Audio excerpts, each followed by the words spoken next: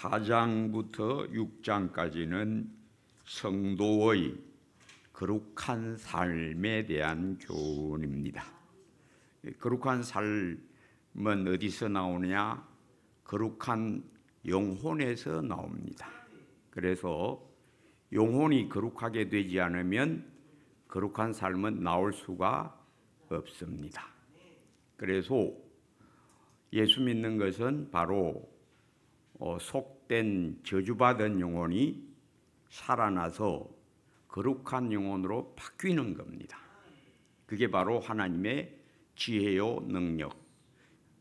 그리스도는 구원받는 자들에게 하나님의 지혜요 하나님의 능력이라.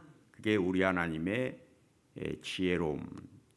예수 그리스도를 보내셔서 죽은 저주받은 영혼을 갖고 있는 인생들을, 땅만 아는 인생들을 하나님 나라 하늘이 있다를 알게 해주심. 예수 그리스도의 대속의 은혜, 십자가 흘리심 보혈, 장사 지내심, 부활하심을 따라 우리에게 하나님 나라, 하나님 집이 있다.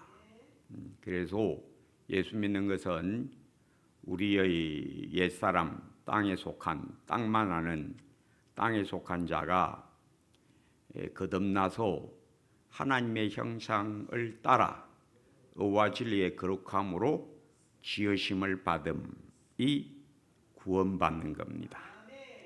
그래서 구원받은 표징이 뭐냐? 거룩한 영혼이 된 표징이 뭐냐? 거룩한 생활이다. 열매도 좋고 나무도 좋다 하든지, 나무도 좋지 않고 열매도 좋지 않다 하든지 하라. 그래서 그가 구원받은 표징이 뭐냐? 거룩한 영혼이 된 표징이 뭐냐? 거룩한 삶으로 표현해야 한다. 그래서 거룩한 삶의 모습 여러 가지가 있는데, 우선 그 영혼이 바뀌니까 거룩한 심사가 있고, 그 거룩한 심사에서 거룩한 말이 나온다. 이 말, 여기서는 이제 은사에 대하여, 즉 말을 어느 생활, 줄여서 은사, 성도의 은사가 어떠해야 하느냐를 교훈하고 있습니다. 그래서 사람의 그 불신자도 다 그렇게 인정합니다. 옛말에 신은서판이라는 말이 있어요. 신은서판, 서판. 그 사람을 평가할 때에 그 사람의 신체, 풍채라고 하죠. 그 말하는 것, 서판, 글 쓰는 것, 이런 거로 그 사람의 됨됨이를 평가할 수 있다라는 말입니다. 그래서 성도의 언어, 은사에 관하여 오늘 교훈을 하고 있습니다. 이 본문대로입니다. 그런 적은 구원받았으니까, 거룩한 영혼을 얻었으니까, 하나님을 따라 의와 진리의 거룩함으로 지음받았으니까 이제는 거짓된 말을 버리라.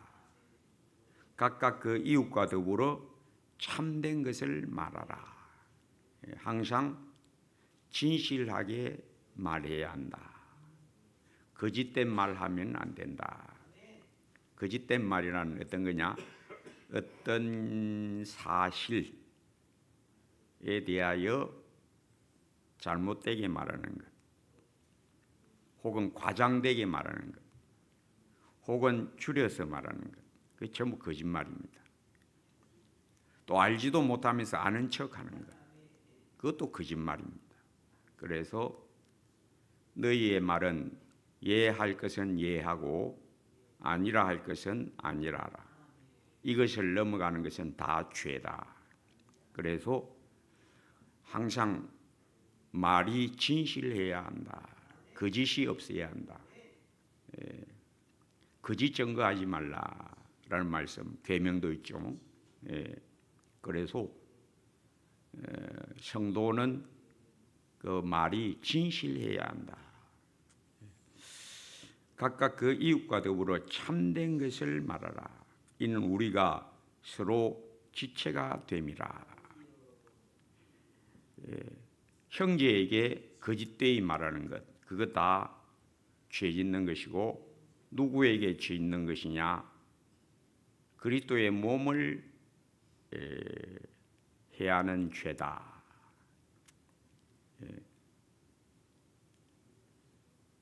마태복음 25장에 보면 비유 3가지가 나옵니다. 이걸 주로 사람들이 말세훈, 우리 예수님 다시 오실 때까지 교회가 지켜야 될 3가지 교훈입니다. 첫째가 열처녀 비유, 둘째가 달란트 비유, 셋째가 양과 염소 비유. 요 셋째가 양과 염소 비유인데, 이 임금이 사람들을 심판석에서 모든 인류를 모아놓고 양과 염소로 나누더라.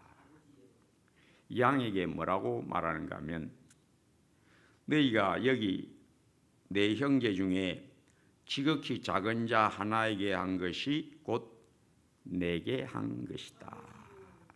그래서 여기 본문대로 우리가 서로 그리스도의 몸이기 때문에 형제에게 거짓되이 말하는 것은 예수님에게 거짓말하는 것과 똑같다.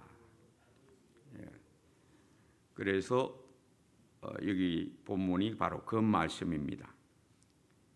분을 내어도 죄를 짓지 말며 해가 지도록 분을 품지 말고 마귀에게 틈을 주지 말라.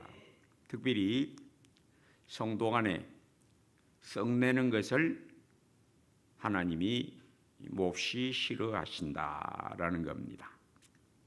사람들이 성을 잘 내요. 자기 마음에 안 들면 버럭, 자기 위에 뭐 좀 거슬리면 버럭. 썩내지 말라. 썩내는 것이 하나님의 의를 이루지 못한다. 주로 언제 성을 많이 내는가? 스스로 어렵다고 생각하는 마음이 다 있기 때문에 좀 잘못된 거 보면 막 버럭 성을 냅니다. 그렇게 하지 마라. 성을 내서 말하면 상대방이 잘못된 것에 대하여 성내면서 말하면 그걸 들어주느냐? 안 듣습니다. 반발합니다. 그것 갖고 뭐 그래?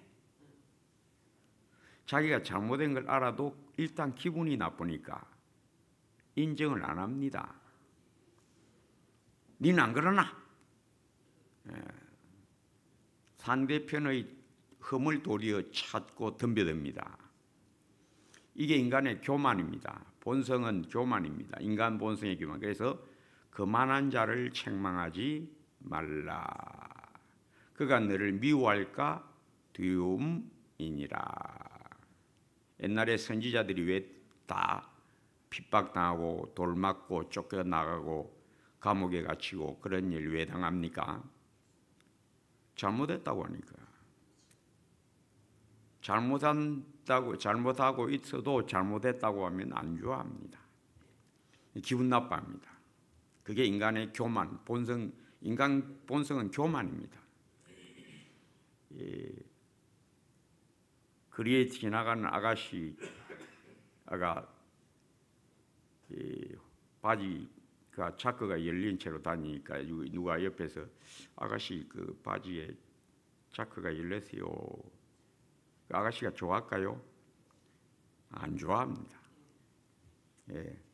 기분 나빠합니다. 이 사람의 본성입니다. 저주받은 인간은 자기를 누가 잘못했다거나 뭔가 충고나 조언의 말하면 그걸 좋아하는 사람은 없어요. 그게 인간 본성입니다. 저주받았기 때문에 교만입니다. 인간 본성은 교만입니다. 그거는 부부간에 살면 잘 알지요. 남편이 하는 게 자기 마음에 안 들어서 당신 그렇게 하지 마소 그러지 마소 하면 그거 제대로 받아주는 남편이 없습니다. 버럭합니다. 당장 버럭합니다. 기분 나빠가. 예, 자기 뭐 잘못한 거 말한다고. 그 남편도 그렇고 아내도 그렇고 모든 인간의 본성은 저주받았다를 잊지 마세요. 옛사람은 저주받은 영혼, 교만하고 어리석은 영혼, 자기 중심, 자기 위주의 영혼을만 갖고 있다를 잊으면 안 됩니다. 그래서 아무리 같이 잘 지내는 사람도 충고나 조언하는 건 쉽지가 않습니다. 왜? 안 좋아합니다. 그러면 어떻게 되느냐? 버럭성을 냅니다. 예, 그래서 버럭 내는 것조차도 죄지만은 이게 그냥 버럭으로 끝나지 않고 말이 나옵니다. 성내는 말, 안 좋은 말이 나오게 되는 거예요. 과격한 말이 나오게 됩니다. 그런 짓 하지 마라. 분내도 분을 내는 것은 뭐 어쩔 수가 없지. 교만이니까. 인간의 영혼은 교만 자체니까. 분이 나지만은 입으로 죄 짓는 일을 하지 마라. 입 딱 다물어라. 성나도 입 딱 다물어라. 해가 지도록 분을 품지 말라. 그리고 그 분을 빨리 쫓아내라. 왜? 마귀가 누구를 가지고 노느냐? 이 분을 품고 있는 자. 그래서 분을 품고 있는 자를 울분한 자와 사귀지 말라. 너도 그 행실을 본받을까 두렵다. 교회에 대한 울분을 갖고 있는 사람, 불만을 갖고 있는 사람을 만나면 걸려듭니다. 시험에 듭니다. 앉았다 하면 교회에 대한 불만을 이야기합니다. 그런데 그 불만이 들어보면 그런 말이 하나도 없어. 다 맞는 말이. 그래, 맞다. 우리 교회가 왜 이래? 그 교회 불만한 사람이 교회 잘된 것 보고 말 안 합니다. 잘못된 거 보고 다 말해요. 그러니까 맞다. 그래갖고 끌려들어가는 거예요. 지혜로운 사람은 야, 그만해. 안 그런 교회가 어디 있다고 그러냐?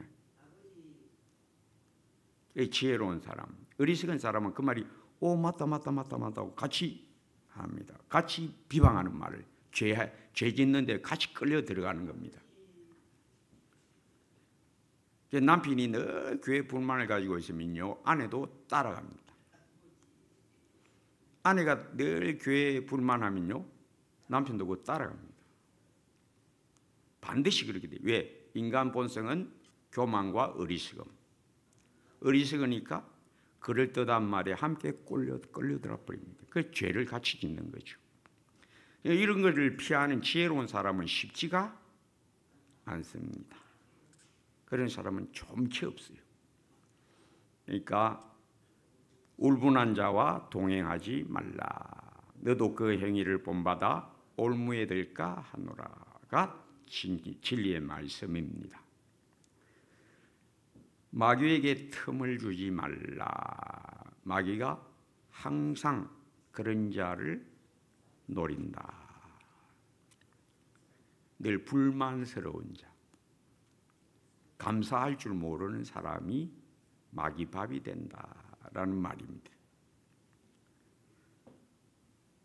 29절에 무릇 더러운 말은 너희 입 밖에도 내지 말고 오직 덕을 세우는 데 소용되는 선한 말을 하라. 듣는 자들에게 은혜를 끼치게 하라. 그래서 성도는 거짓말, 헛된 말, 과장하는 말, 아는 체 하는 말, 이 아는 체 하는 말을 많이 하는 게 왜 그러냐? 허영심, 자기를 좀 유식한 사람으로 보이고 싶다는 허영심에 부추김을 받아. 인간은 허영이 강합니다. 자기를 좀 돋보이고 싶어하는 허영심, 자기는 유식하다고 돋보이고 싶은 허영심. 그런데 유식한 것처럼 많이 아는 것처럼 막 말을 하면 그 듣는 사람은 딱 압니다. 지혜로운 사람은 딱 알아요. 아, 이 사람 허영이 강하구나. 허풍이 세구나. 자꾸 아는 체 많이 하구나. 딱 압니다. 이 완전히 혹빈 강쟁이구나. 알아봅니다.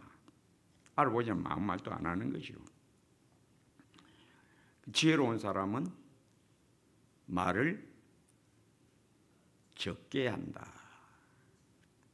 또 할 말만 한다. 쓸데없는 말을 안 한다. 왜? 마귀가 틈을 타니까. 죽음이 있는 곳에는 독수리가 모인다. 죽음, 시체. 귀신들이 모인다. 악령들이 모인다 이 말입니다. 마귀가 군대를 끌고 온다 이거죠. 그래서 마귀에게 틈을 주지 말라. 어리석으면 마귀밥이 된다 이 말입니다. 덕을 세우는 데 소용되는 선한 말을 하라. 덕을 세운다. 성도를 세워주는 말, 성도를 붙들어주는 말, 성도를 잘 위로해주는 말을 하라. 칭찬하는 말이 아주 효과가 있을 때가 많습니다. 칭찬을 적절히 하는 게 좋습니다. 특별히 부부 사이에도 칭찬이 아주 인색합니다. 부부 사이에도 남편도 아내한테 인정받고 싶어요. 아내도 남편한테 인정받고 싶어요. 그러면 아내가 수고하면 보통 남자들은 이 경상도 남자들이 그게 좀 심합니다. 그걸 당연하다고 생각해요. 당연하다고 생각하면 안 됩니다. 저는 제 아내 천국 가고 나니까 그게 많이 깨달아지더라고요. 여러분, 아내의 수고가 당연한 게 아닙니다. 고맙다, 참 잘한다 라는 말이 아주 유용합니다. 그 지혜로운 사람만 할 수 있어요. 남편이니까 아내가 그렇게 하는 걸 당연하다고 생각하면 안 됩니다. 그 미련한 남편. 아내도 마찬가지요. 남편의 수고를 알아줄 줄 알아야 합니다. 고마움을 표시할 줄 알아야 되고, 칭찬을 아끼면 안 됩니다. 그래서 사람을 잘 붙들어주는 말, 세워주는 말을 해라. 왜? 우리 예수님이 너희를 구원한 것이 뭐냐? 구원이 뭐냐? 너희를 천국에 세우는 것 아니냐? 우리 예수님이 하시는 일이 바로 세우는 일을 하시는 것이다. 예수님을 깨달아라. 그래서 말로 사람을 잘 이렇게 세워주는 것. 성도를 말로서 잘 세워주는 것. 이게 사랑이다. 이게 지혜다. 은혜를 끼치게 하라. 그래서 저는 요 은혜를 끼치는 말 몇 가지 제가 경험담을 몇 가지 제가 말씀드리고 마치겠습니다. 저는 이 일에 대한 경험들이 여럿이 있습니다. 제가 고등학교 1학년 때 그 당시에는 그 봄에 되면 송충이 잡이하러 갔습니다. 산에 송충이 잡이하는데 제가 고등학교 1학년 때 송도 저 뒤에 산에 이 이름은 제가 모르겠습니다. 그 송충이잡이 하러 이제 가기로 돼 있어 가지고 송도 아랫길에서 내려가지고 버스를 타고 내려서 친구들하고 같이 반 친구들하고 여럿이 같이 송도 아랫길에서 어떤 그 학교 같은 곳을 지나게 됐습니다. 제가 나중에 알고 보니까 고려신학교, 고려신학대학원 우리 교단 신학교입니다. 그 마당을 지나가는데 그때가 마치 쉬는 시간이었던가 봐요. 신학생들이 나와서 이렇게 쉬는 시간에 옹기종기 모였다가 저희들이 이제 그때 교복을 입고 이제 학교 행사니까 여럿이 이제 가고 있었습니다. 그 신학생 둘이가 저희한테 다가와요. 다가와서 뭐라고 하는가 하면 어느 학교 학생이에요? 이러는 거예요. 제가 키가 작으니까 주로 앞줄에 있으니까 저한테 와서 어느 학교 학생이에요? 저는 그 모습이 잊혀지지가 않아. 한동안. 제가 그때 참 신기하게 생각했습니다. 학생인 것 같기도 하고 대학생은 아닌 것 같기도 하고 그래서 어떤 학교인가 싶어서 그 간판이 붙어있길래 한번 봤는데 고려신학 뭐 이렇게 돼 있더라고요. 제가 나중에 알고 보니까 그 신대원생들 우리 교단 신대원생들이 쉬는 시간에 나와 있다가 그 학교 교정을 지나가는 우리 보고 어느 학교 학생이에요? 이러는데 와, 그 말이 그 얼굴 표정하며 그 말이 잊혀지지가 않는 거예요. 한동안.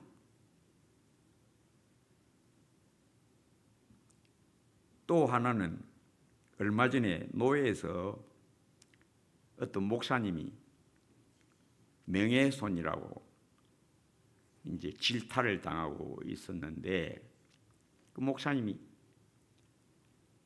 자기가 명예훼손한 것이 아니라를 해명을 하는데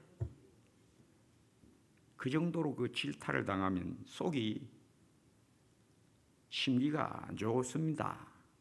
그런데 그 목사님 말하는 걸 제가 가만히 들었는데 차분하게 전혀 어떤 그 불쾌함이나 썩냄의 표현이 없이 차분하게 아주 온유하게 조리 있게 말하는 걸 제가 딱 들으면서 야, 훌륭하다. 저 목사님 진짜 훌륭하다. 감동이 되더라고요. 바로 이게 은혜를 끼치게 하라입니다. 또 하나 제가 예를 들면 제가 대학교 입학 1학년 입학 대학교 시험 합격하고 서울에 올라가서 친척 집과 지인 집을 어머니하고 이렇게 한번 서울에 있는 지인들을 어머니가 저를 데리고 인사를 시키러 가시더라고요. 어느 지인 집에 갔는데 마침 그때 그 집에 생일이 돼가지고 목사님을 청해서 예배를 드렸습니다. 제가 그 자리에 가게 된 거죠. 서로 앉아서 예배도 하고 다과도 하는데 식사도 하고 다과도 하는데 예배 때 목사님이 설교를 뭘 하셨는지 좀 기억이 안 나요. 그 당시엔 제가 예수 믿는 때가 아니었고 전혀 기억이 안 납니다. 그런데 뭐가 기억이 딱 남는가 하면 그 목사님의 모습. 그 목사님 별 말을 안 하시더라고요. 주로 대화는 그 가족들이 주로 대화하고 목사님은 그냥 가만히 계시고 그냥 자주 고개를 끄덕끄덕 하시고 가끔씩 미소도 지으시고 일체 말하는 걸 제가 못 들었습니다. 그냥 묵묵히 들으시고 때로는 고개를 끄덕끄덕 하시고 가끔씩 미소도 지으시고 그런 그 모습이 지금도 기억이 생생해. 그때 목사님 무슨 설교 왔는지는 하나도 저는 모릅니다. 그때 예수 믿기 전이니까 뭐 그런 관심도 없고, 그 목사님의 모습이 이상하게 지금도 생생해. 그게 뭘까요? 예수 믿어서 구원받으면 너희는 빛의 아들이다. 너희는 세상의 빛이다. 세상의 소금이다. 고린도후서 2장 15절에 우리는 구원받는 자들에게나 망하는 자들에게 하나님 앞에서 그리스도의 향기니, 우리 안에 있는 거룩함, 그리스도 예수의 생명이 우리의 말, 표정, 행동을 통해서 풍겨지게 되어 있다입니다.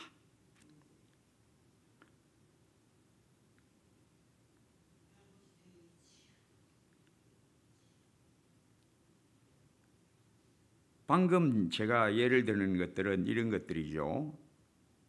말로서 은혜를 끼치기도 합니다. 근데 여기 방금 제가 말씀드린 목사님은 말 한마디 없이 은혜를 끼쳤습니다. 성도가 때로는 묵묵히 있는 것도 말 없는 말입니다. 그래서 옛 속담에 웅변은 은이요 침묵은 금이다. 말을 장황하게 해서 교훈을 늘어놓는 것도 빛나는 일이지만은 묵묵함이 때로는 더 빛날 때가 있다. 그걸 보여주신 이가 누구냐? 예수 그리스도. 이 땅에 예수님이 많은 교훈을 베푸셨습니다.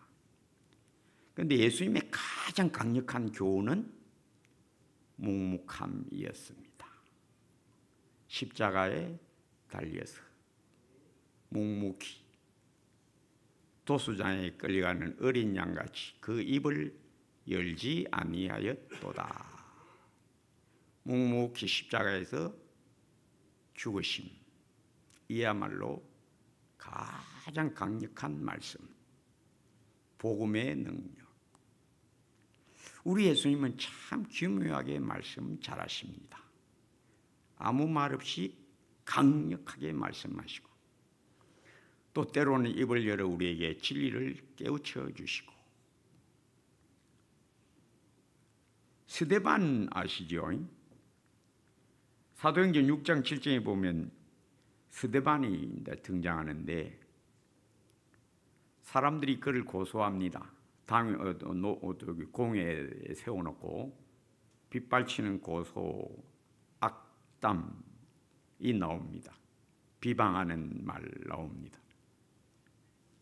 그런데 스데반의 얼굴을 본 사람들이 성경에 뭐라고 증거되어 있는가 하면 그 얼굴이 천사의 얼굴과 같더라.